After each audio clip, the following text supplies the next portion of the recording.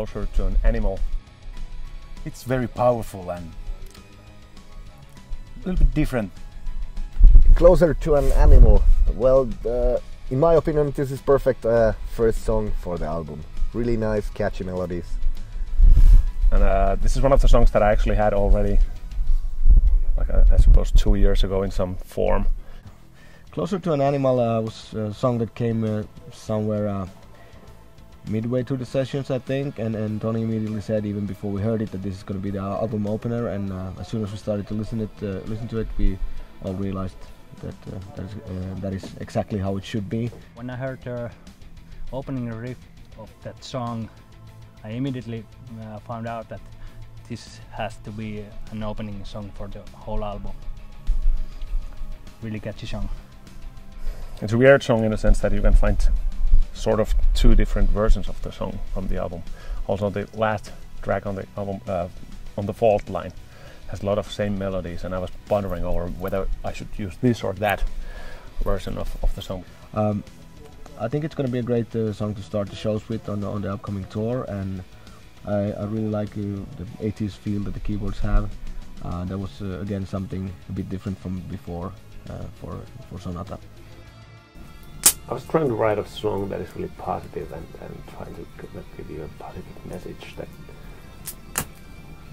there is always an alternative option, something else you can do with your life than what you are right now doing, especially if you are harming yourself in one way or another.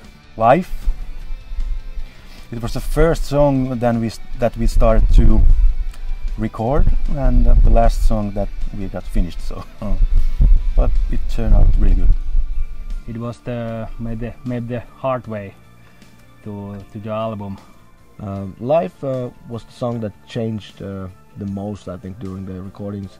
We first recorded one version, and then we started to meddle with it, and it took quite some time to get it exactly right, because the arrangement was kind of an open book when we started. I think we made a lot of changes after we recorded the basic tracks.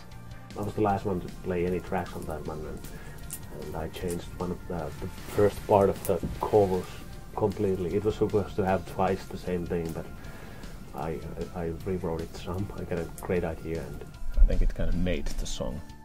After recordings, Tony changed the melodies a lot. As far as I know, I think the other guys are really happy with the direction it went as well. So. It's one of my favorite tracks on this album.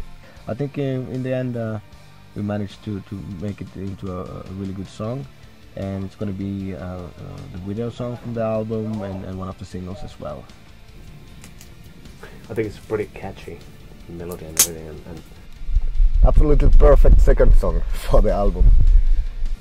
Life is better alive, and you know, it's stupid, but it's true. So.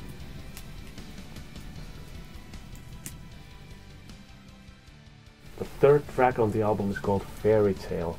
Really good third song for the album. Fairy Tale is one of those happy sounding songs in some way. I think the triple field thing is something we haven't done in a while, and I also think it's going to be a really great live song because it's upbeat and energetic, and I think it's going to be a crowd pleaser on the upcoming tour. This will be the funniest song to play because I really like that triple feel. And it's a political satire about the current events going on in the great United States of America. Nice triple feel, drums and aggressive, nice melodies. I like it. Musically, I think it's rather versatile. Oh, it has a nice guitar solo. I made it myself. It's a satire, nothing to be taken too seriously, although then again, you know. On A Paradise Child, I think I had a demo of each song that eventually ended up on the album, but with this album, that didn't come to be because I decided to have a little break and do something totally different with my life for a while, and it was a welcome change of pace, I think. But as a result, I didn't have a lot of demos to play for the guys.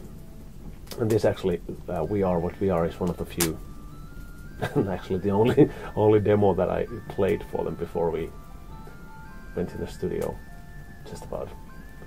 We were on a North American tour with Nightwish at the time, and I decided to play this song also to Troy and Tuomas from Nightwish, and with the idea that Troy might maybe be able to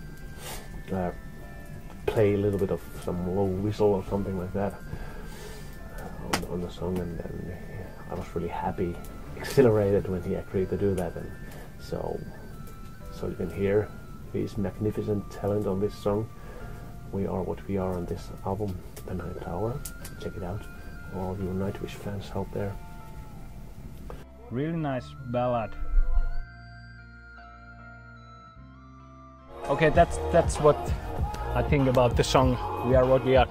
We Are What We Are was one of the first songs we heard and started to work on, and Troy from Nightwish did some really good blowing on that song, and I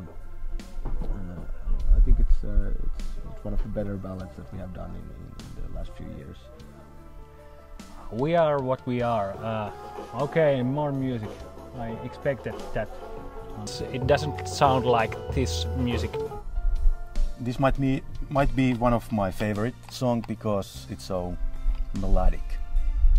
Lyrically, this song dances pretty much on the same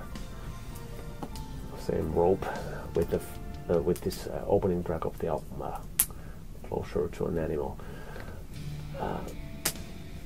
Human greed, and how we could have this and we could have that, and we could do this and that differently, and save a lot of good things. That probably will not happen because we are what we are. Sucks, doesn't it?